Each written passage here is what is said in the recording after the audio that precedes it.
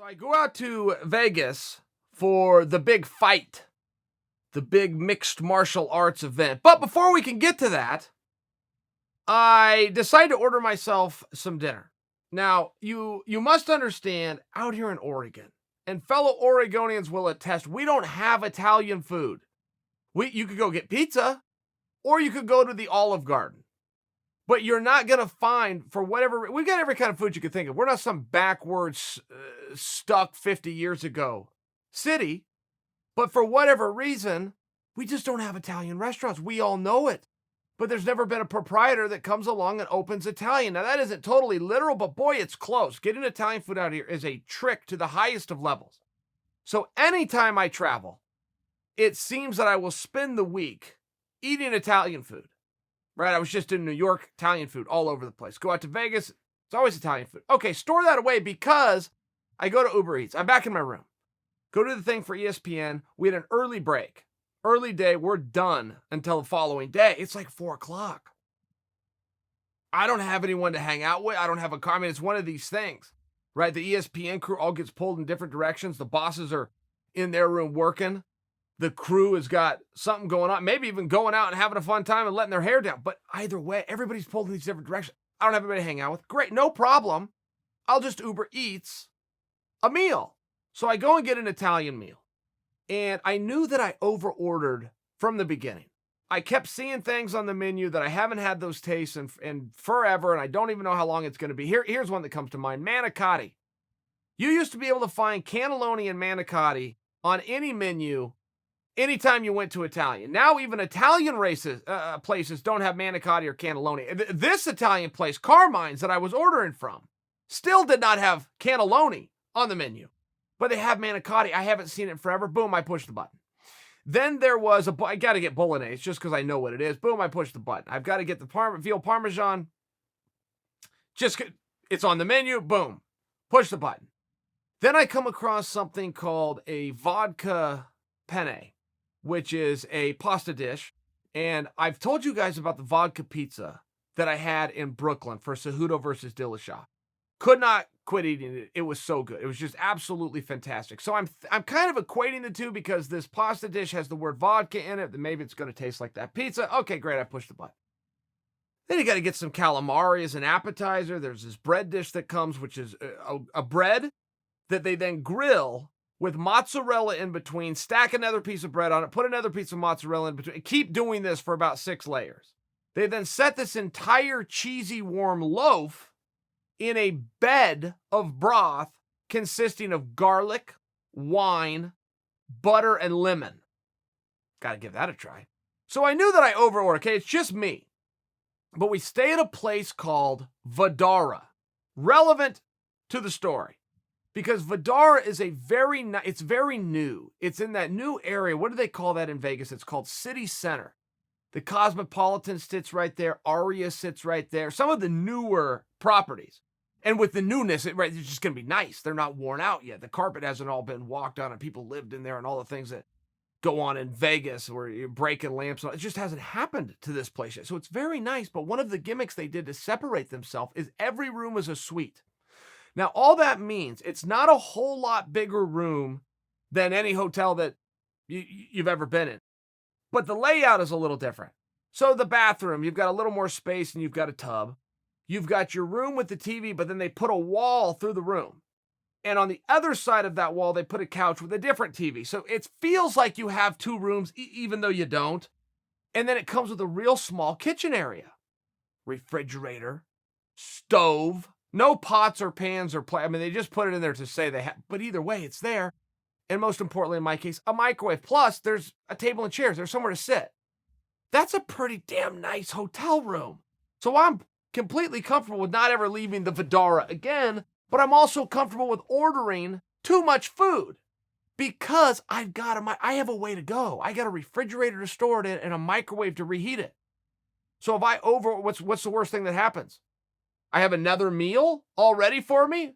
Even worse than that, I have 2 more meals, right? I'm going to need 5 more meals in the amount of time that I've still got left on the clock before we're done with everything and fly home. Okay, great. So I over-order the food. Well, if you guys use Uber Eats, then you'll know what I'm talking about. But once you order the food, you can then track the order. Well, on that page of tracking the order, it will show you the order and how much you paid for the meal. It was $305.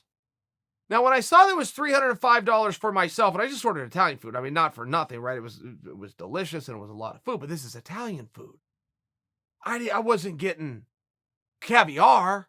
I wasn't getting lobster sent up to the room. So what in the hell happened here?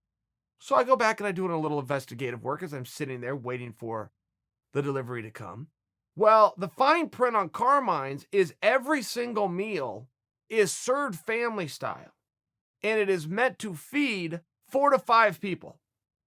So with the 6 meals that I ordered, I now have food for 30 men coming to just little old me. Oh boy. Okay. I mean, even if I'm going to stretch that over 4 or 5 meals, I've still got 25 too many meals. So this is on the way. And in the meanwhile, Bomba. You guys remember Bomba? I think that you would. Bomba contacts me. He just landed in Vegas. This is Friday. He's gonna stay in Friday, take in the show on Saturday, fly back home on Sunday. Okay, great. Well, he just landed. He's with a friend. And he just wants to see, hey, have you made it to Vegas? Matter of fact, I have. Hey, let me ask you a question. Are you hungry? Yeah, we're starving. Why? Great. Come to the Vidara. Text me when you get here. I'll come down the elevators and grab you. Believe me, I have plenty of food. So I set everything up, right? I know they're coming. I've got about 20 minutes. I call down housekeeping, brings me up place settings. Because one thing with Uber Eats also, they don't bring you silverware. They're used to delivering this to people's homes. So they don't bring you silverware and plates. And no matter how many times I've fallen for this mistake, I never think to ask them, would you bring me a fork and or a plate? So I fall for this every time. Great. No problem. I'm in a hotel. I call housekeeping. I need 3 sets of plates, fork, knife, napkins, 3 Coca-Colas big enough to swim in. Boom.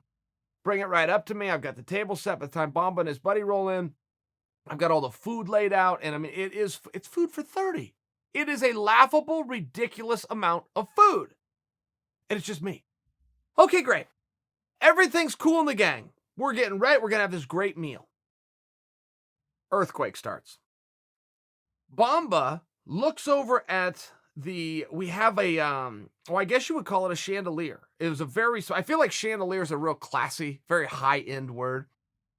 It was a type of a art fixture that the light was on that hung down from the ceiling. But either way, Bomba comments, hey, real calmly, hey, there's an earthquake.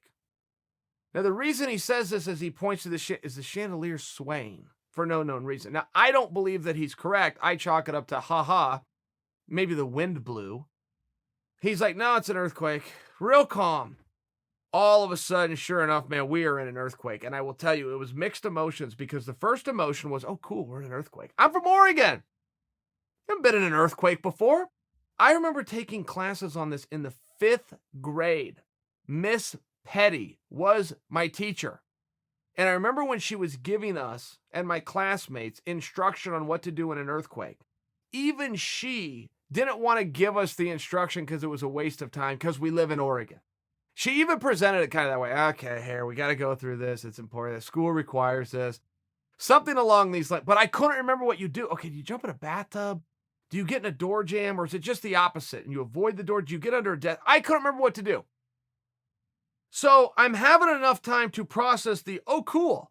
Bomba was right. I then even get out my phone and make a video of the earthquake.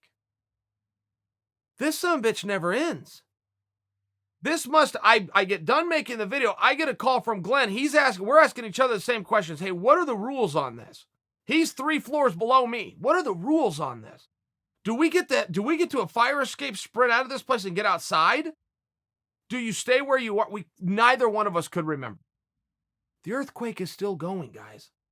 Okay, let me rework this. Bomba points it out. I realize he's right. I take my phone out. I make a video. I end the video. I get a phone call. The earthquake's still going. It was like 30 seconds. And the reason I tell you guys this, I know this has been national news, and certainly you guys have heard about this between what happened in Vegas and then some of the repercussions that they're still dealing with in California. One thing I've just never heard said is how long it was. And I've never been told. I'm making up the number of 30 seconds, but I've got to be close. I had an entire video, took a phone call. It was still going. And the other part of this Vidara is it's close to 60 stories high. I was on the 52nd floor. Relevance, these buildings, as beautiful as they look, they're all made out of steel. Well, that steel starts swaying. It's pretty hard to slow it down. So even after the earthquake ends, the actual earth quaking ends, you've still got the repercussions if you're on the 52nd story in a steel building. So we were still feeling this, still looking out the windows of Vegas and still seeing all the lights and all the dizziness going back and forth. I mean, this is a little bit of a panic spot, even though I started at, oh, cool, an earthquake. Oh, here, I'll be cute and funny and make a video. It got pretty serious pretty quick. Now, that was my reaction. My reaction was, I went through a mixture of fun to scary. Bomba was hungry. And should this go from bad to worse, he wasn't going to go out on an empty stomach. He started dishing up. So there's one piece of brevity to the story. There it is. So, okay. Earthquake gets done. I deal with the food. Bomba helps me get through it. Now, let me go back to Bomba. If you guys don't know Bomba, I met him on season 3 of The Ultimate Fighter Brazil. I was brought out as a coach. Pick him, he's on our team, and all of the guys hit it off. I would never want to say anything or even lead you to believe as a coach I would have favorites, but in fairness, Bob and I really hit it off where I had something that he liked in terms of the wrestling, and then just on a personality standpoint, we just really got along. He said, listen, I want to come out and train with you. I want to come to America and I want to train with you. And of course, I gave him the same answers I would give anybody that said those words to me. You're more than welcome. In fairness, I did not think that I would see him, at least not in America, in a training situation. I just didn't think that that would end up happening. And at the time, and it is relevant, Bomba did not have a job. He was pursuing this dream. All of his efforts and energy was going into mixed martial arts. Very common for somebody that's trying to break into professional sports. It takes a lot more than just those few hours of practice a day. It's a full-time commitment. But because of that, from a financial standpoint, he didn't have his own place. I can't remember if he was living at his mom's or he was living at dad's or if he was with a girlfriend situation, but things were pretty tight. And Bomba comes out. Sure enough, he follows up. And when he followed up, I finally sent him a message. I didn't know he was serious. I finally sent him a message. Okay, great. Here's the airport and here's the date and you got a place to stay and I'll be there to pick you up. He said, done. I'll be there. Okay. Go meet up with Bomba. And we train and everything's great and the relationship's great. And I told him, hey, you need to be ready. Don't forget how the Ultimate Fighter works. The way it works is whoever wins it gets the contract. But what we saw all the way back to season 1, when we saw Forrest and Bonner fight, is both of the finalists generally get picked up. It even went a little bit further beyond that to where maybe we won't name them and it won't be a big promotion. It won't be a big carrot dangling over everybody's head, but we're going to grab 2 or 3 or 4 guys. There's no reason not to. They sacrifice, they work, they're talented guys. That's how they got here in the first place. And not for nothing, they're already half promoted. Right? The ratings for the show are doing great. These guys are household names. Let's give them something to do. Made sense for everybody. Well, this is my second time through the process, but I had never missed a season ever. I was a big Ultimate Fighter fan. I just knew how the game was played. So did a lot of people, but I was one of them. So I told Bomba, hey, you're fighting in the UFC. You need to be ready to fight. You need to be in shit. Your phone's going to ring. Trust me. I know how this works. And there's awards within the tournament. And the big one, of course, is to whoever the tournament champion is. But there's also awards for knockout of the season and submission of the season, fight of the season. Bomba had won fight of the season. So anybody that's winning awards, when you're thinking of, okay, who are we going to bring over and who are we going to pick up? Of course, right? Well, no. Wrong. Didn't happen. They made the phone calls. They told the guys who were getting brought in. His phone didn't ring.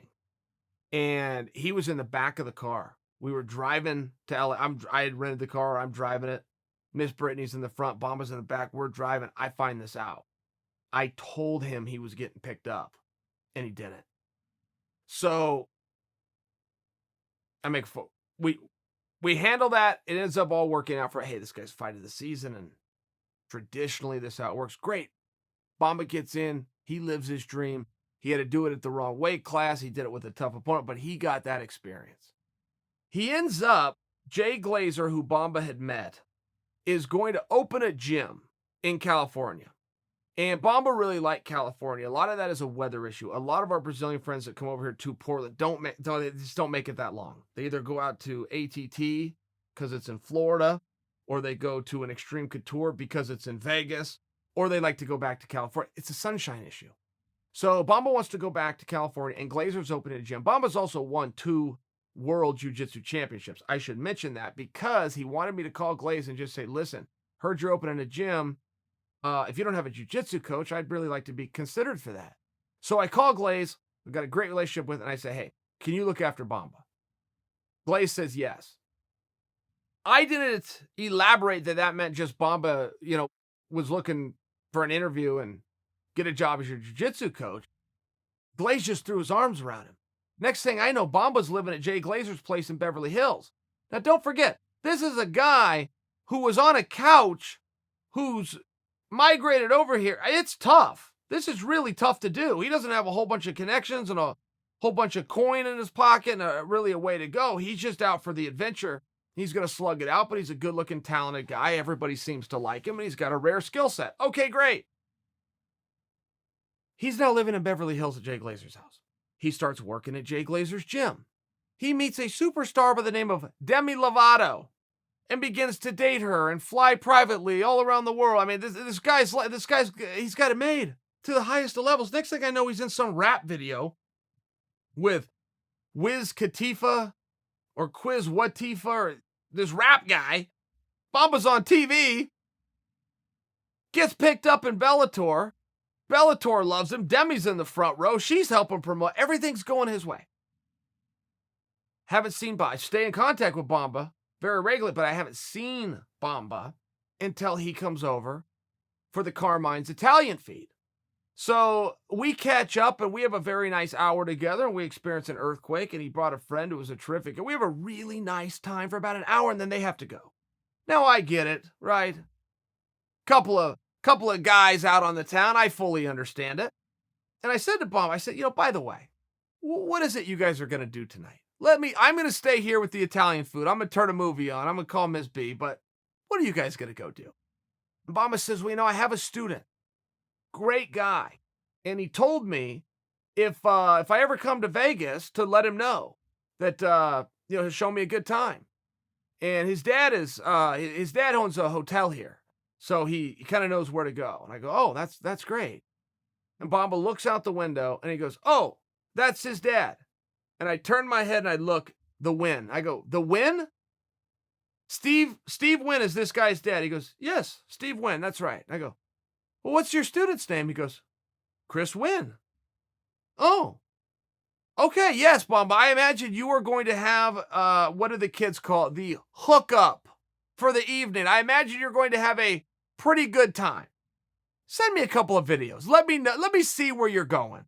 Sure enough, he sent me some videos through the course of the night. I mean, the clubs they were at, the most outrageous. I couldn't even describe it for you. The way Vegas clubs in general. I mean, it's really big business. There's DJs at Vegas clubs that can make $250,000 a night. More. $250,000 would be a pretty standard for one of the big clubs. You can make more than that in a night. Just to put in perspective for you, for any of you that are going, well, what could be so special about a club? Yeah, I don't know either. I miss the club scene. I was never a club scene guy. But I can tell you, there's stuff going on, and when it's going on, there's stages, and there's all the Bomba was basically on the stage. The videos he was sending me, this guy was VIP to the highest of levels. So, for a guy who was living in Brazil on somebody's couch, who went to dating one of the biggest pop stars in the history of pop or stars, to fighting in the world's biggest organizations, to being a VIP at the Wynn, I would say this guy's got a bit of a PhD in charisma. I would say, Bomba's got it figured out. If you ever want to know how far you can make it in life by just being a nice guy and treating people right, Check out the Bomba story.